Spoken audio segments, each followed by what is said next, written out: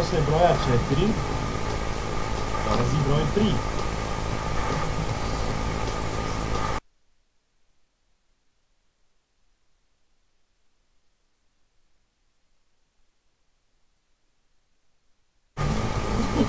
Na našem značenju stigla je kuglica sa brojem 3. Broj 3 je inače 21. broj večeras.